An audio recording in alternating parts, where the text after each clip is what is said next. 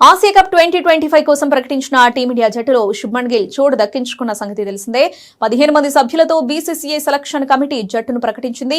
సూర్యకుమార్ యాదవ్ ను కెప్టెన్ గా, గిల్ ను వైస్ కెప్టెన్ గా ప్రకటించింది. చాలా రోజుల తర్వాత గిల్ టీ20లకు ఎంపికయ్యాడు. ప్రస్తుతం శుభ్మన్ గిల్ ను ఫ్యూచర్ స్టార్ చేసే ప్రయత్నంలో బీసీసీఐ ఉంది.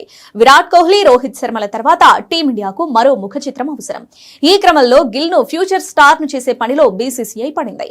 ఇంగ్లాండ్ పర్యటనలో అతడికి కెప్టెన్సీ ఇవ్వడం, అక్కడ అతడు రాణించడంతో బీసీసీఐ ప్లాన్ వర్కౌట్ అయింది. ఇక తాజాగా ఆసియా కప్ లో వైస్ కెప్టెన్సీ బాధ్యతలు అప్పచెప్పి 2026 టీ20 ప్రపంచ కప్ నాటికి గిల్ ను కెప్టెన్ గా చేయాలనే ప్రయత్నంలో బీసీసీఐ ఉంది.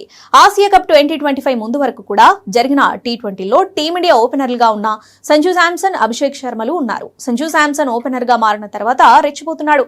వరుస సెంచరీలతో కదం తొక్కాడు. అయితే ఇప్పుడు గిల్ కోసం సంజు శాంసన్ కు అన్యాయం చేసేందుకు బీసీసీఐ సిద్ధమైంది. పరిమిత ఓవర్ల క్రికెట్ లో గిల్ ఓపెనర్, దాంతో ఆసియా కప్ లో గిల్ ను ఓపెనర్ గా బరిలోకి దించేందుకు టీమిండియా మేనేజ్మెంట్ నిర్ణయం తీసుకున్నట్లు తెలుస్తోంది.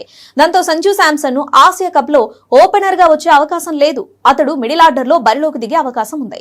ఇక ఇటీవలే కేరళలో జరిగిన ఒక టీ20 మ్యాచ్ లో సంజు శాంసన్ మిడిల్ ఆర్డర్ లో బ్యాటింగ్ చేశాడు. ఇలా ఆసియా కప్ లో తాను ఎక్కడ బ్యాటింగ్ చేస్తాడో చెప్పకనే చెప్పాడు. ప్రస్తుతం సంజు అభిమానులకు ఇది నచ్చడం లేదు.